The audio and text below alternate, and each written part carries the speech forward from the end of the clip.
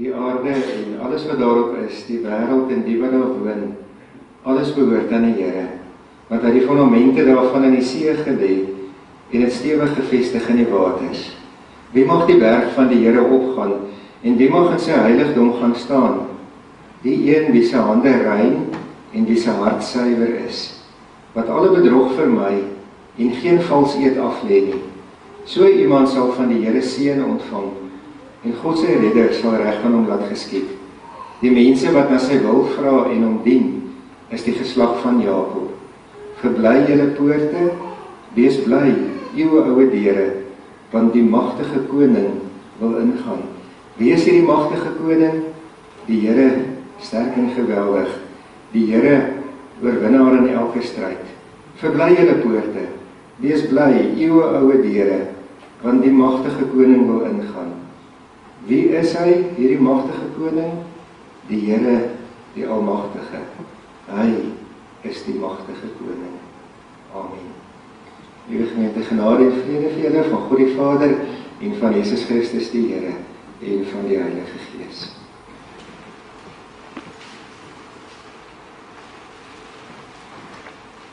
Ons is met die waardes besig, hulle is so opgesit in die boom. Kom dan vandag vir ons by die morele lewe, die een daar in die middel, net so dood aan die loppie wat sê een God. Ons lees Markus 7 vanaf vers 1.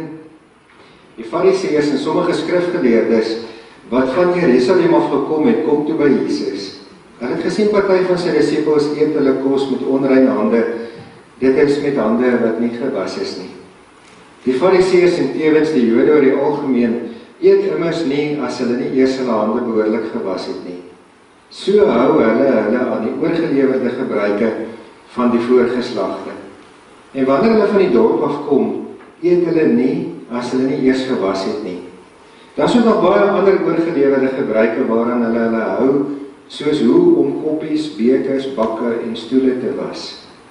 Die Fariseërs en skrifgeleerdes vra hom toe, waarom handel die disippels nie volgens die oorgelewerde gebruik van die voorgeslagte nie en eet hulle met onreine hande? Hy antwoord hulle, die profeet Jesaja het julle mooi opgesom. Julle is skynheiliges, soos daar geskrywe staan.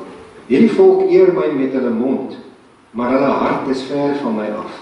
Dit help niks dat hulle my probeer dien deur leerstellings van mense as gebooie van God voor te hou nie.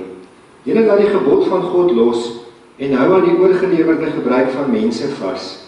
Hy het verder vir hulle gesê, julle verstaan die kuns goed om die gebod van God op sy te skrywe en julle oorgelewerde gebruik in stand te hou. Moses het gesê, eer jou vader en jou moeder, en wie sy vader of sy moeder vloek, moet sekerlik doodgemaak word. Maar julle sê, iemand kan vir sy pa of sy ma sê, enige gawe wat u van my sou kon kry is korbaan. Dit wil sê 'n offergawe vir God. En so laat julle hom toe om genaamd niks vir sy pa of sy ma te doen nie. So ontneem julle die woord van God sy gesag deur julle oorgelewerde gebruike wat julle op julle beurt weer oorgelewer het. Daar is ook nog baie ander sulke dinge wat julle doen. Daarna het Jesus weer die menigte nader geroep en vir hulle gesê, luister julle almal hier na my en verstaan dit goed. Niks wat van buite af in 'n mens ingaan kan hom onrein maak nie. Maar die dinge wat uit 'n mens uitkom, dit maak hom onrein. Toe hy van die menigte af weer huis toe gegaan het sy disippels hom oor hierdie beeldspraak uitgevra. Hy sê toe vir hulle, so dan verstaan julle dit ook nie. Begryp julle nie dat niks wat van buite af in 'n mens ingaan hom onrein kan maak nie, omdat dit nie in sy hart ingaan nie, maar in sy maag en daarna uit sy liggaam uitgaan. Daarmee het hy alle kos rein verklaar. Maar het hy verder gesê, wat van binne af uit 'n mens kom, dit maak 'n mens onrein. Van binne af, uit die hart van die mens, kom die slegte gedagtes. Onkuisheid, diefstal, moord, oorspel, hebsug, kwaadwilligheid, bedrog, losbandigheid, afguns, kwaadpratery, hoogmoed, ligsinnigheid. Al hierdie slegte dinge kom van binne af en dit maak 'n mens onrein. Ons lees tot sover. Ons kwartaaltema is ons waardes. Ons het daarna gekyk, dat ons slegs een God erken, aanbid en dien. Ons het gesien dat vanuit ons aanbidding tot God vloei respek vir mekaar. Ons het gekyk na nederigheid, aan Nebukadneser in Daniël 4, wat verskriklik hoogmoedig geraak het, en toe het hy vir 7 jaar soos 'n dier in die veld gaan bly, en eers toe hy weer vir God erken, en besef, maar God is die een wat hy moet erken. Toe sy herstel in sy koningskap. Nederigheid, ons het verlede Sondag gekyk na eerlikheid. Dit het gegaan oor eerlikheid veral oor ons sonde, dat ons met onsself eerlik moet wees, dat ons met God eerlik moet wees, want ons moet dit bely om vergifnis te ontvang. En dan vandag kyk ons dan nou na 'n volgende waarde, wat algemeen een van die groot aanvaar word, een van die groot Christelike waardes, 'n morele lewe. En met 'n morele lewe bedoel ons dan ook met 'n skoon lewe, 'n lewe volgens God se woord, volgens die voorskrifte wat die Here vir ons gegee het. Nou, as ek nou begin by die Ou Testament, in die Ou Testament kry ons baie keer die voorskrif dat Israel en die volk van God rein moet wees. God het byvoorbeeld in Levitikus en in Numeri, nou dis boeke wat ons normaalweg nie eintlik baie lees nie. Ons slaan hulle so 'n bietjie oor, ons lees eerder die Nuwe Testament of van die Ou Testament boeke wat lekker lees.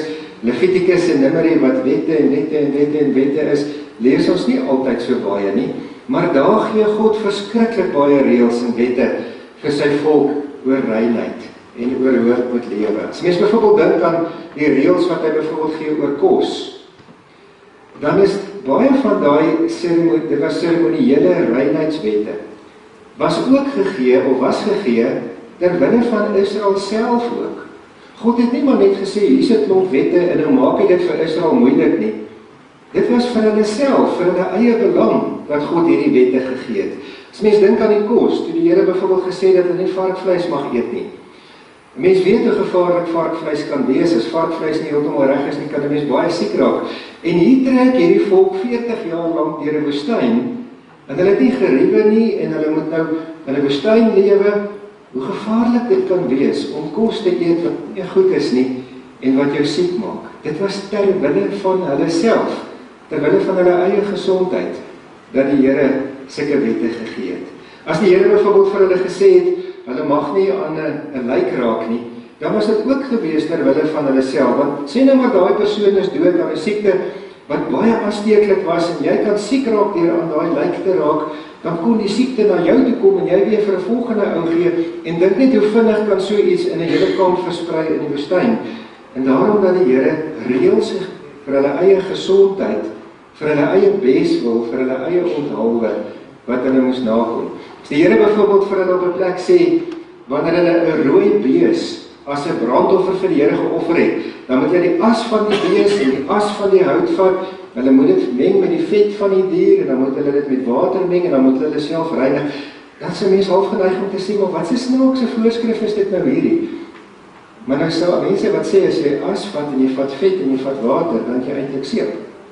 So eintlik het die Here vir hulle 'n resep gegee om seep te maak, om hulle self skoon te maak, om hulle self te reinig, as hulle kieme kon kry of as siektes kon opgetel het daar in die woestyn. Dieselfde dat die Here byvoorbeeld reëls gegee het oor velsiektes. As iemand 'n sekere velsiekte gehad het, dan moes die priester daarna kyk, en dan moes daai persoon afgesonder word. Want nou dit is baie aansteeklik, dan kan dit ook weer versprei deur die volk.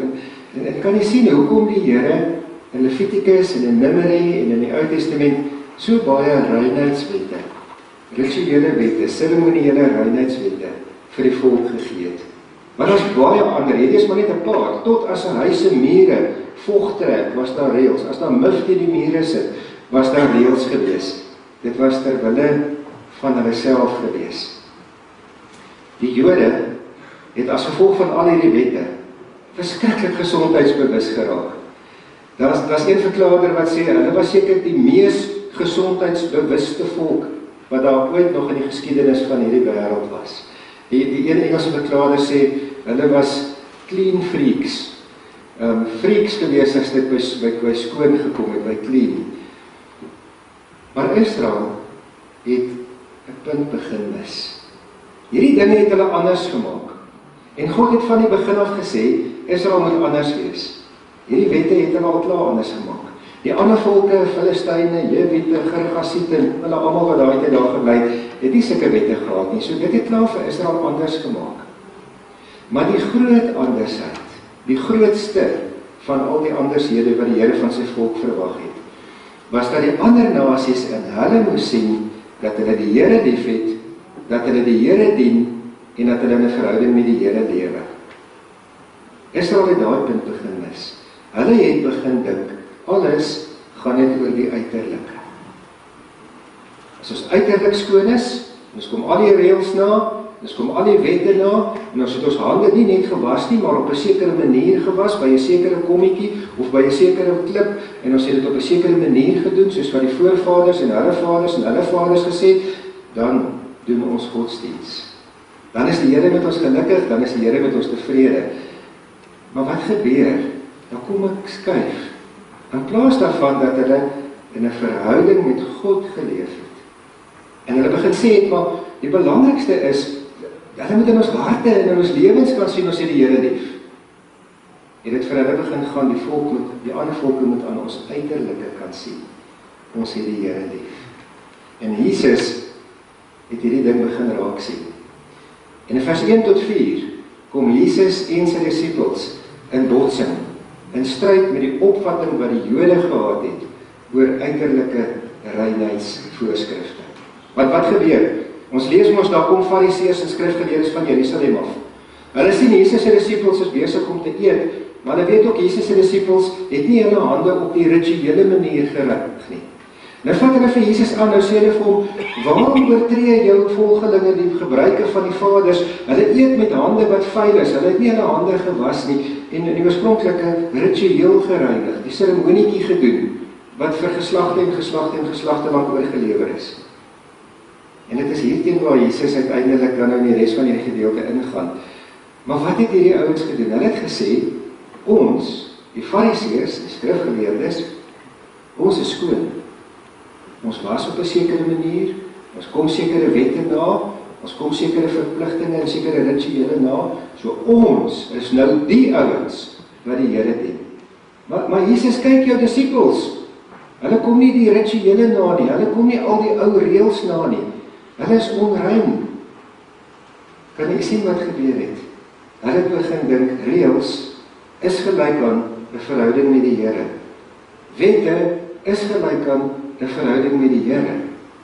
En wat die Here eintlik wil hê is hart, siel, jouself, met jou hele hart, jou hele siel, jou hele verstand, met al jou kragte, oorgawe daarvan. Dit is 'n verhouding met die Here. Nie net om 'n paar uiterlike reëls na te kom en dan te dink, nou moet God tevrede wees, want jy het die reëls gehou nie.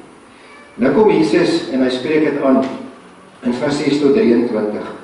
Jesus was baie ontsteld en ons sien dit ook in Matteus 23.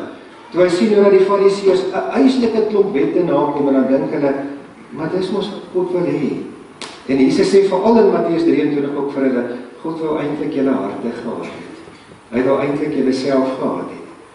Jesus spreek hulle aan in vers 6 tot 7 en kyk net hoe sterk spreek hy hulle aan. Hy sê vir hulle, want hier staan hulle nou en hulle sê vir Jesus, Here, u volgelinge, hulle is allemaal vuil.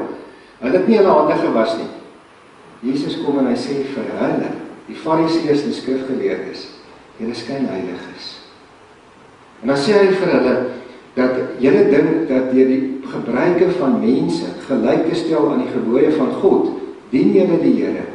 En sê hy vir hulle, Jesaja het julle goed opgesom toe hy gesê het, julle dien my met julle mond, maar julle harte is ver van my af.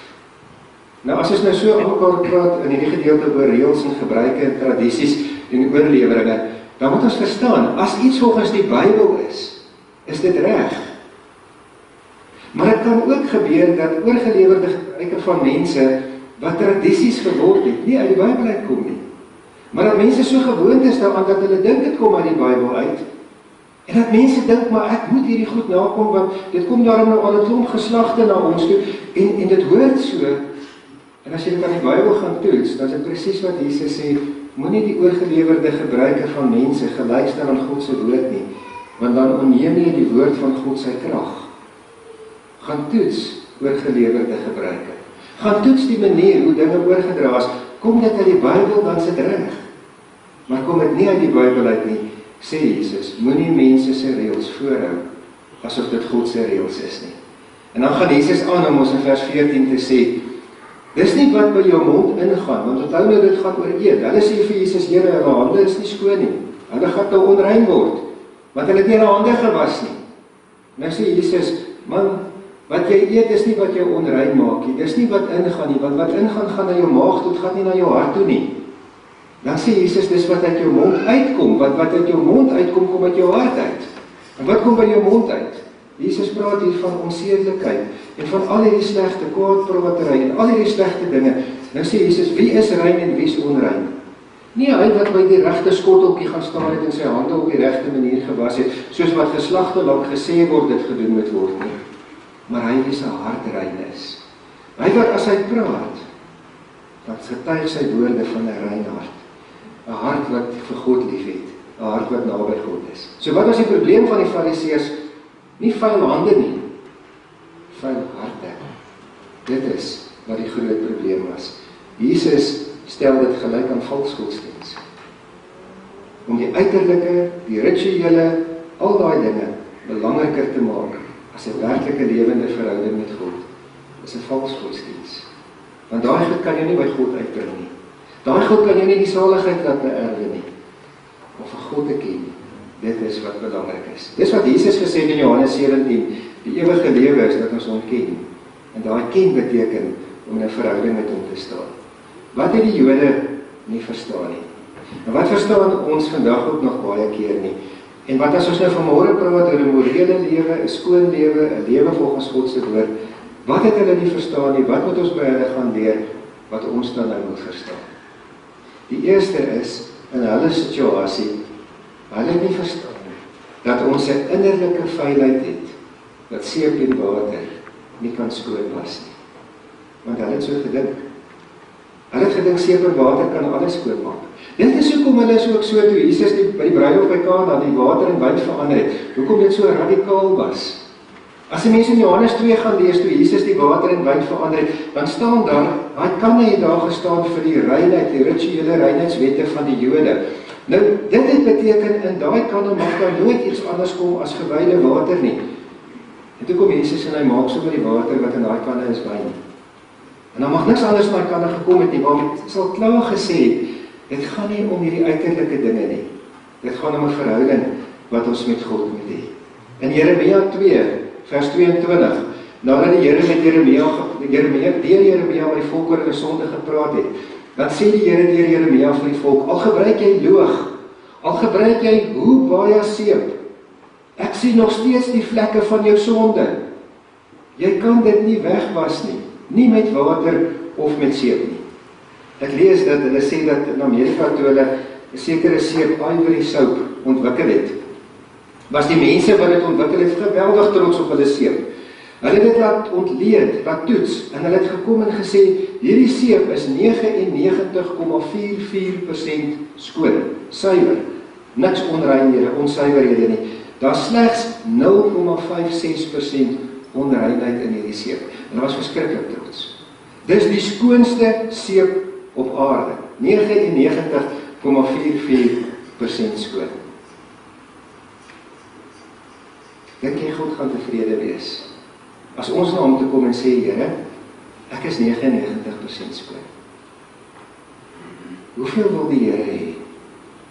1 Petrus 1, vers 13 tot 16, wat praat oor heiligheid, sê dat God is heilig, en ons moet heilig wees, soos hy heilig is. Hoe is God heilig? Nie 99,44% nie. Nie minder as dit nie. God is 100% heilig. En hy kom en hy sê, ons moet soos hy wees. Heilig soos hy. Soos duidelik in die Bybel, God soek nie minder as 100% nie. As ek dit op 'n ander manier kan verduidelik, sê nou jou vrou vra vanaand vir jou, my man, is jy getrou aan my? En jy sê vir haar, so 99%. Hoe dink jy gaan sy voel? Gaan sy tevrede wees en sê, maar 99% is dan genoeg. Ek is tevrede daarmee, dankie my man. Ek dink nie so nie.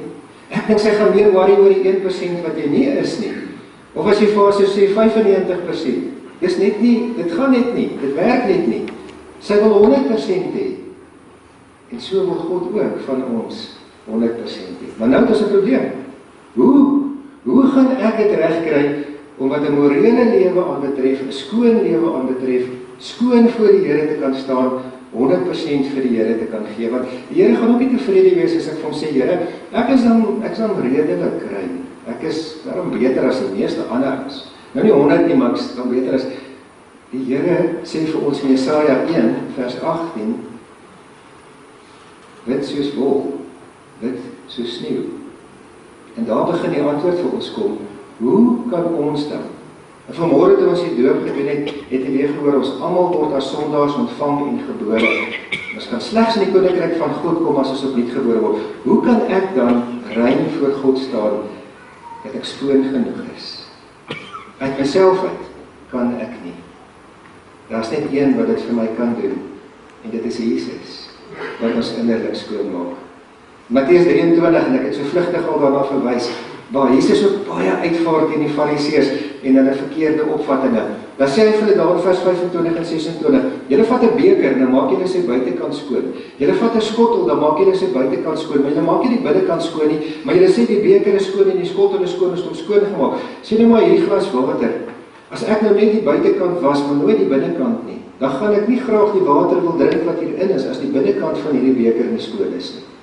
En dis wat Jesus sê, julle was net heeltyd die buitekant. Julle was nooit julle harte nie. Julle was nooit julle binnekante voor die Here nie. Hoe dan? As Jesus ons kan skoonmaak, hoe doen hy dit? Hy doen dit deur sy bloed. Nou dit hoor jy mos baie keer. Maar gaan lees asseblief daai 2 versies in Hebreërs 9, vers 14 en 15. Daai 2 versies sê dit op 'n baie besonderse manier.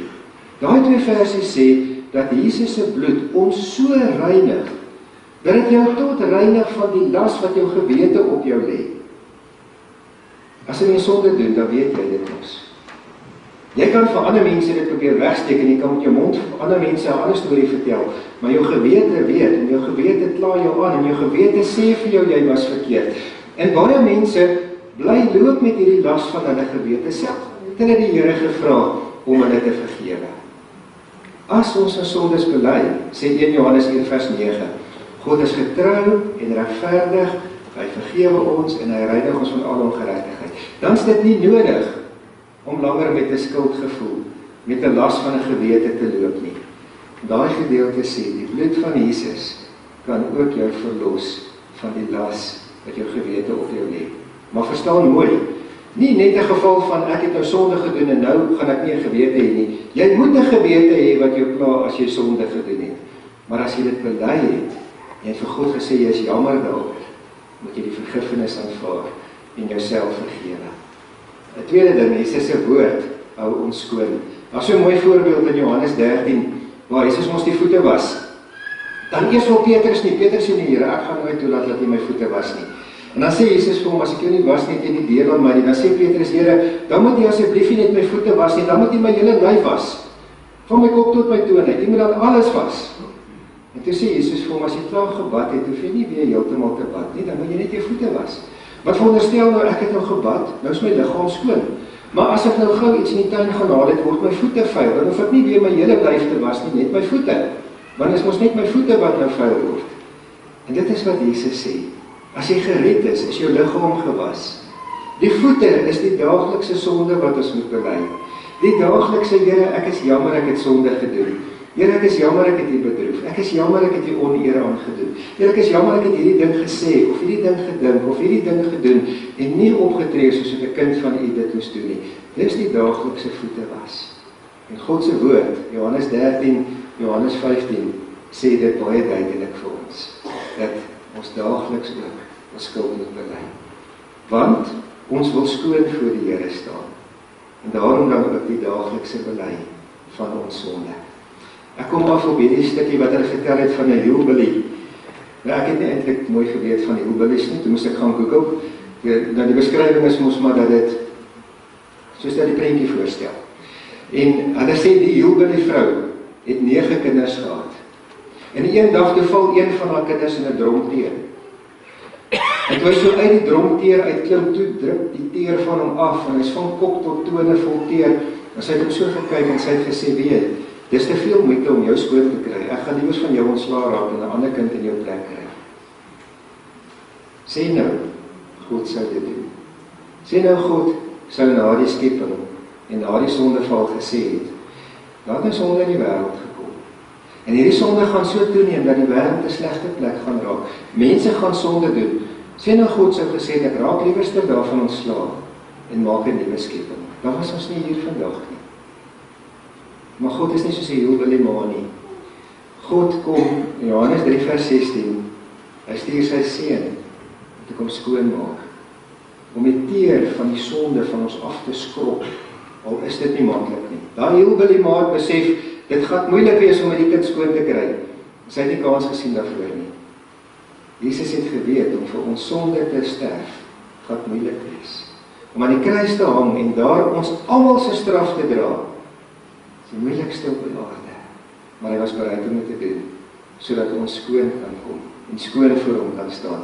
Selfs wat ons net nou genoem het, Jesaja 1 vers 8, al was ons skarlakenrooi, ons kan weer skoon kom. Dit laat my nogal ook aan Lady Macbeth, in matriek het ons Macbeth gedoen, en Lady Macbeth het gereël dat die koning doodgemaak word, sodat Macbeth kon koning word, en toe voel sy so skuldig daaroor. En die ander stap sy na die wasbak toe, dan was sy haar hande, en sy was, en dan praat sy, dan sê sy, gaan ek nooit hierdie bloed van my hande kan afkry nie. Want haar skuldgevoel, haar gewete, het geweet wat sy gedoen het. Jesus het gekom, om ons van al hierdie dinge te bevry. Openbaring 21 vers 27 sê, niks wat onrein is, niemand wat onrein is, gaan in die nuwe Jerusalem kom nie.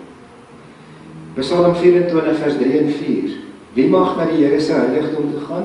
Hulle wie se hande rein is, wie se harte suiwer is, hulle mag na die Here toe gaan. Ek en jy kan nie ons eie uit dit nie. Al probeer ons ook hoe hard, as ons gaan probeer op ons eie, gaan ons soos die Fariseërs wees, en ons gaan dit nie reg kry nie. Ons moet daai totale oorgawe aan die Here maak. Daai totale oorgawe om te sê, Gees van God, beheer my lewe. Vat die volle beheer van my lewe. Reinig my, maak my skoon, dat ek suiwer en skoon voor U sal wees. 'n skoon morele lewe voor U sal lewe. Psalm 51 vers 10 sê, daar lê groot vreugde. Nadat Dawid dit gedoen het, hy groot vreugde gevind om te weet, God het my skoon gemaak. Nou is ek waarlik skoon. Die Here seën vir. Kom ons bid saam. Hemelse Vader, ons het so baie sonde elke dag van ons lewe. En dankie dat U vir ons in Johannes 13 sê, U het ons liggame klaar gewas. Ons is klaar gereinig. Maar nou moet ons daagliks ons voete was. Ons moet daagliks ons sonde bely. Daagliks, Here, ons verhouding met U skoon hou. En dinge wat tussen ons en U kom staan het, uit die weg uit laat ruim. Dankie dat U vir ons kan rein maak, dat U vir ons so rein kan maak, soos wat U ons wil hê, sodat ons voor U kan staan. Ja, Here, dat ons eendag ook kan ingaan in die hemelse Jerusalem. Dankie dat ek kan bid, Here, dat elkeen van ons vanmôre voortdurend ook ons skoonheid en ons reinheid by U sal ontvang. En sal besef, Here, dit lê nie daarin om 'n klomp reëls van A tot Z laat te kom nie, maar dit lê daarin om regtig vir U lief te wees, regtig naby U te lewe, en 'n verhouding met U te wees, dat U werklik ons alles sal wees. Dankie, Vader, dat ons kan bid dat U ook ons nuwe week sal seën. Dankie dat U vir ons wonderlike reën gegee het, Here. Dankie vir ons dam wat begin styg het. Ons bid dat U steeds sal voorsien, ook vir al die ander plekke in ons land. Dankie dat ons dit ook vir U kan vra. Ons eer U, ons loof en ons prys U. Dankie dat ons kan bid vir vanaand se saamwees, Here, wanneer U na U gode hier is. Ons bid, Here, dat ook U naam werklik baie, baie groot gemaak sal word. Dat elkeen wat vanaand in hierdie kerkgebou sal sit, Here, die grootheid sal raak sien en vir U al die eer sal bring. Ons bid dit in Jesus se naam. Amen. Die genade van ons Here Jesus Christus, die liefde van God en die gemeenskap van die Heilige Gees sal met U almal wees.